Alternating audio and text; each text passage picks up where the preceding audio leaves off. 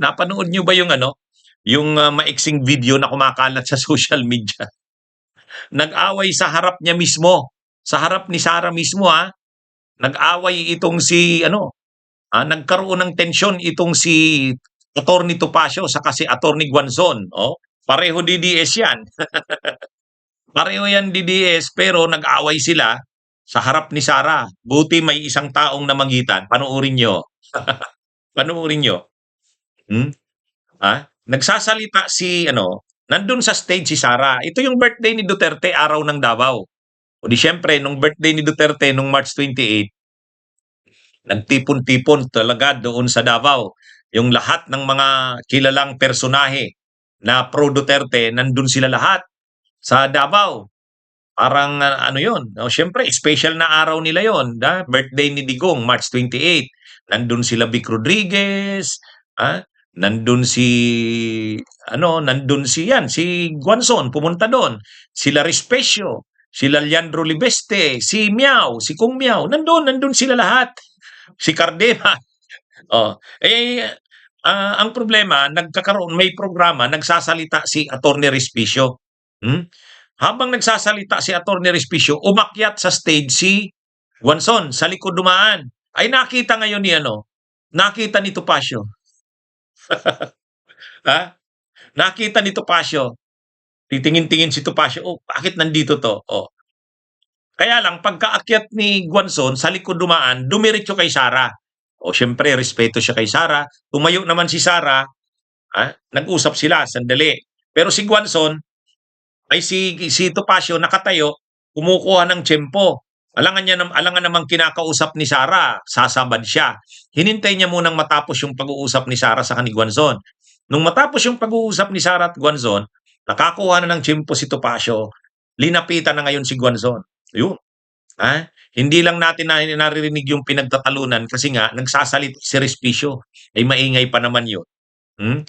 Pero may nakapansin na mukhang matindi, mainit ang sagutan ni Guanzon at saka ni Topacio, may pumagitna. May pumagitna. Kahit si Sara, nakikita niya na mainit yung pagtatalo ng dalawa, wala naman siyang magawa. Alam naman kasi sa kampo ng mga DDS na talagang matinding magkaaway ang dalawa na yan. Matinding magkaaway ang dalawa na yan. Actually, in-interview pa nga si Topacio. Sabi ni Topacio, ang interview kay Topacio, sa headquarters ng PDP laban ito, tapos na yung pangyayari. Tinanong si Topacio, halimbawa, Attorney Topacio, lumapit sa iyo si Attorney Guanzon, humingi ng sorry, mag-apologize. Tatanggapin mo ba? Alam niyo kung anong sagot ni Topacio? Sabi ni Topacio, hindi daw. Hindi daw. Pinaliwanag niya, bakit ayaw niya kay Guanzon? Kasi si Guanzon daw ay oportunista, walang prinsipyo.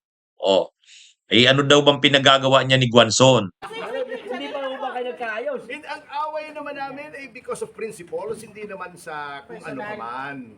Oo, kasi para sa akin, ayoko ng hypocrisy in all shape, manner, or form. Para sa akin, number one, gusto niyang tumakbong senador, pero siya yung lumabag sa batas, kaya nga hindi siya nakaupo dun sa ating House of Representatives dahil yung kanyang pag-substitute ay labag sa batas, pinalusot niya, hindi naman siya nakalusot sa Korte Suprema.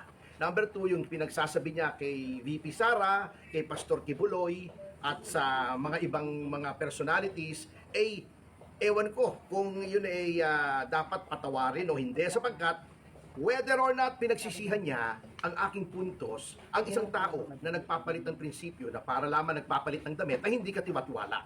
So yun po ang aking mga issue sa kanya. O tapos ngayon daw sasama diyan. Tapos galing yan sa mga pinklawan, sabi ni Topacio.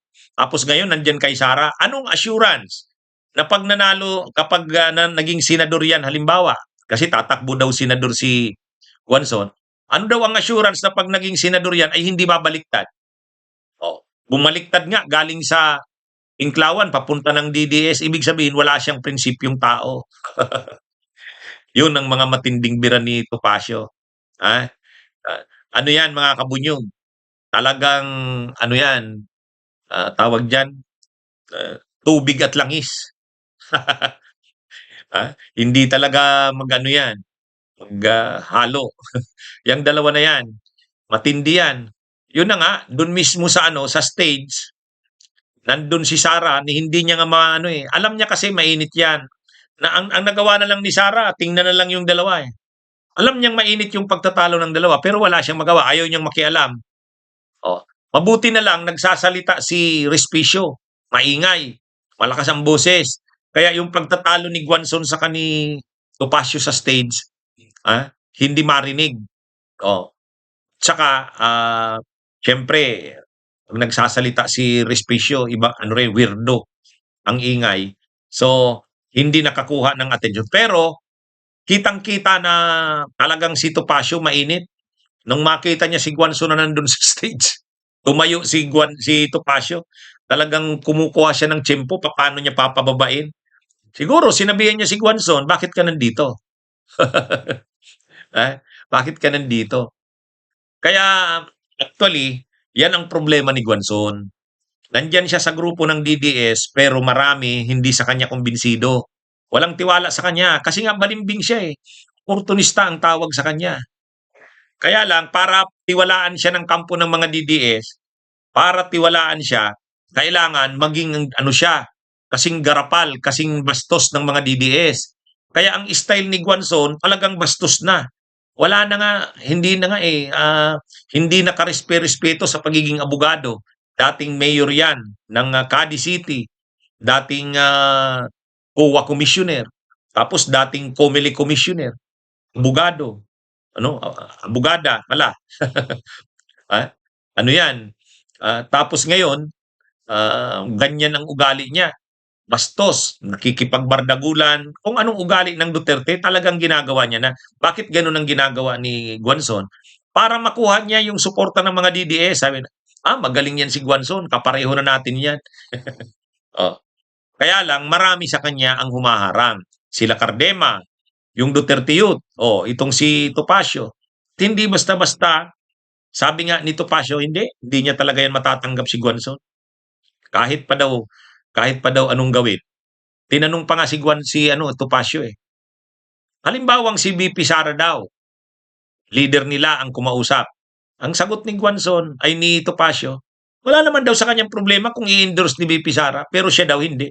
Hindi niya raw yan masusuportahan. Kasi nga, wala nga daw prinsipyo si Guanzon. Oportunista daw. Yan. Yan ang problema dyan kay Guanzon.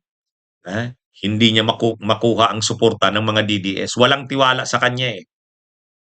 May isang tapos nung lunch, nandun sila Vic Rodriguez, nandun yung mga Duterte, nandun si Topacio, si Guanzon wala, itchaper. Napanood nyo rin ba yun? Bunyog, bunyog, halikan na kasama ka. Bunyog, kapag buklod ay may pag-asa. Luzon, Visayas, Mindanao, isa ang pananaw. Sa bagong Pilipinas ang bunyog isisigaw.